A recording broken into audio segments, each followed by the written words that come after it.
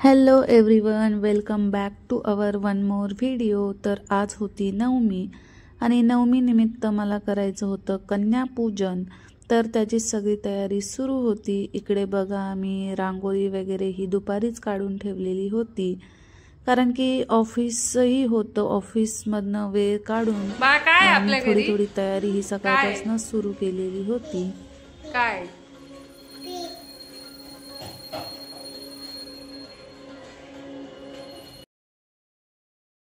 तर इकडे आमचं सगळं प्रिपरेशन वगैरे झालेलं होतं, स्वयंपाक झालेला होता आणि आम्ही आता वेट करत होतो कन्या येण्याचं। तर आज सगळ्या मुली खूप जास्त बिझी होत्या।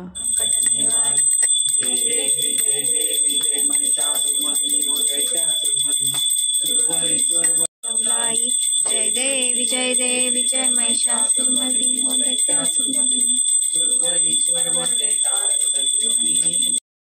तर आरती वगैरे झाल्यानंतर मग आम्ही सगळ्यात पहिले तर आमच्या सियाचं कन्यापूजन करून घेतलं, कारण की बाकीच्या मुली यायला वेळ होता आणि भरपूर जणांच्या घरी आज नवमी निमित्त कन्यापूजन होतं।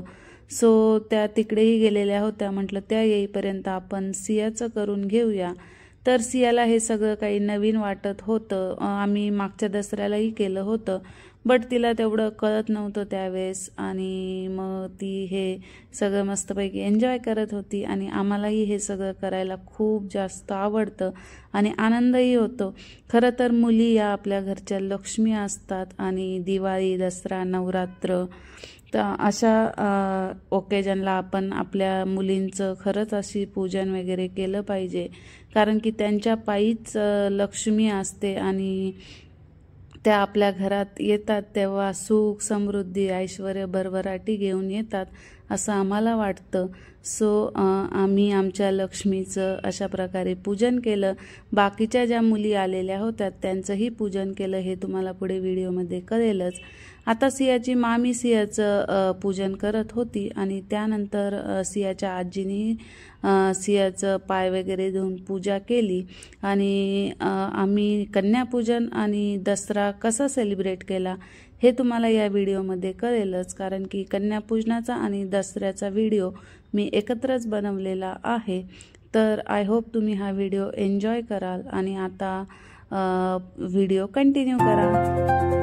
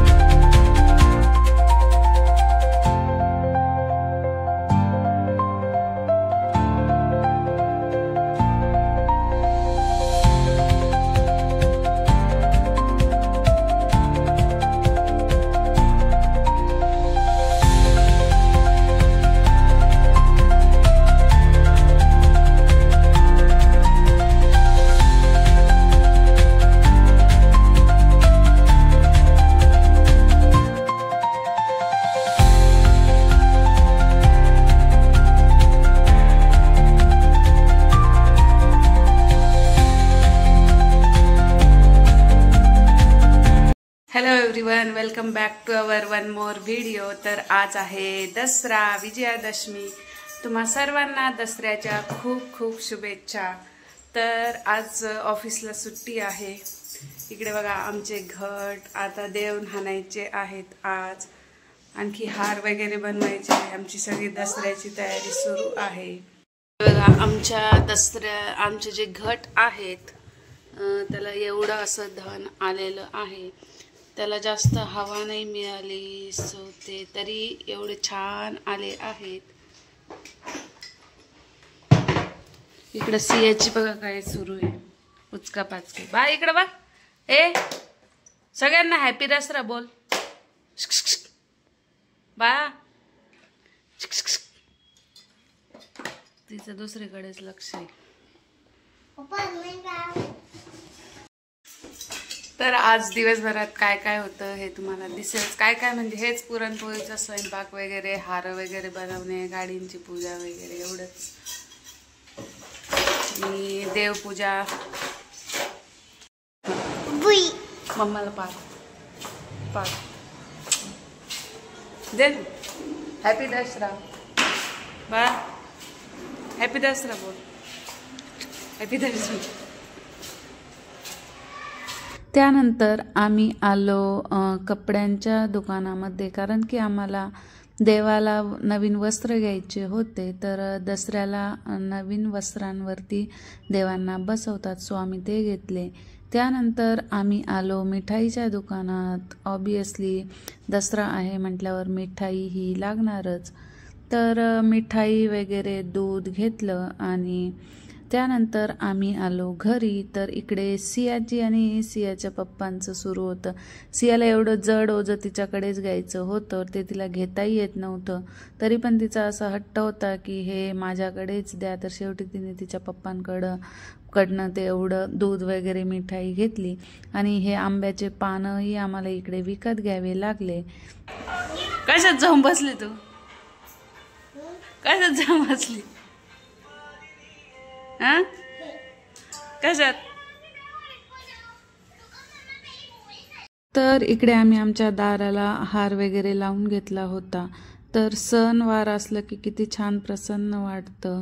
तर अजूनही सियाचे पप्पा हार बनवतच होते, कारण की गाडीला, देवघराला, सियाच्या सायकलीला वगैरे एवढे हार लागणार होते. सिया बघा इकडे कशी टोकरीत बसलेली होती.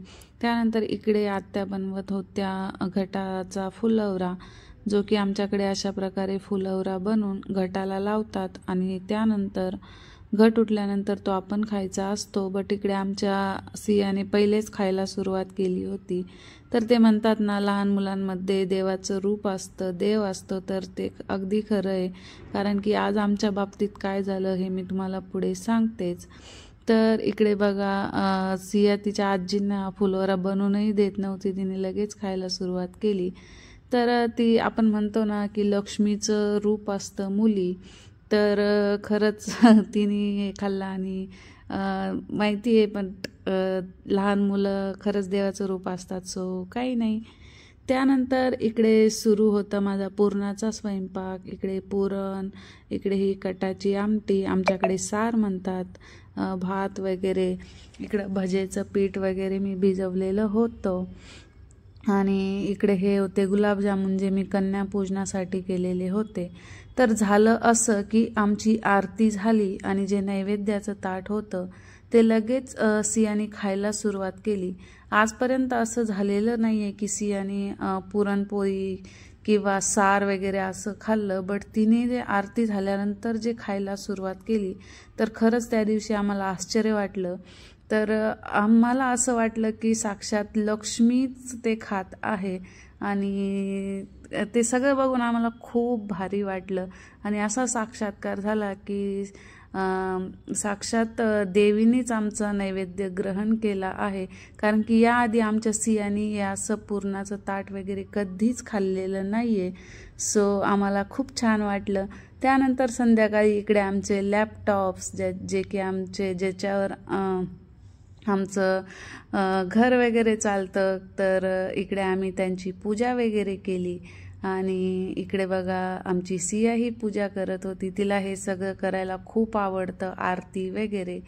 तर ती ह्या सगळ्यांमध्ये ती खूप इन्वॉल्व असते आणि तिला हे सगळं करताना खूप आनंद होतो.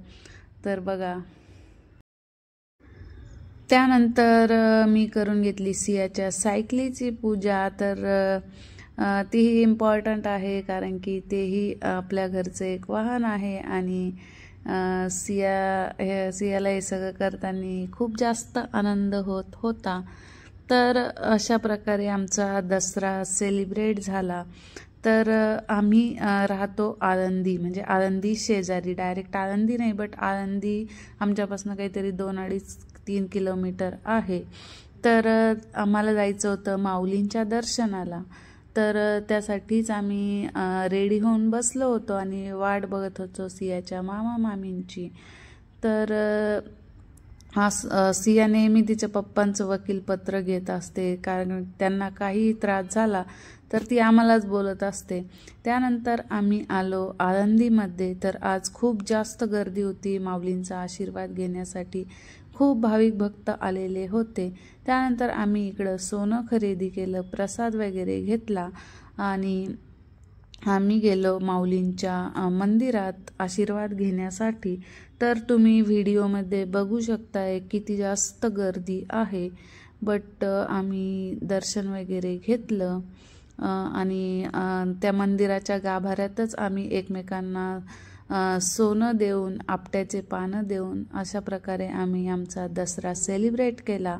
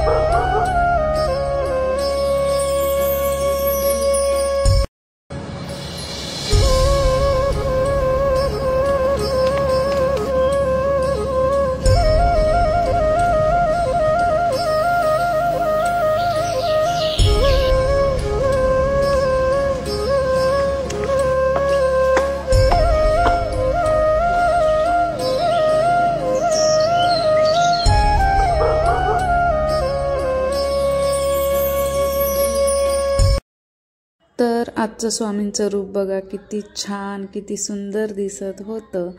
तर अशा प्रकारे आम्ही आमचा दसरा सेलिब्रेट केला. तुम्हाला आमचा हा व्हिडिओ कसा वाटला आहे कमेंट सेक्शनमध्ये नक्की सांगा. आवडला असेल तर लाईक, शेअर, सबस्क्राईब करा. Thank you so much for watching.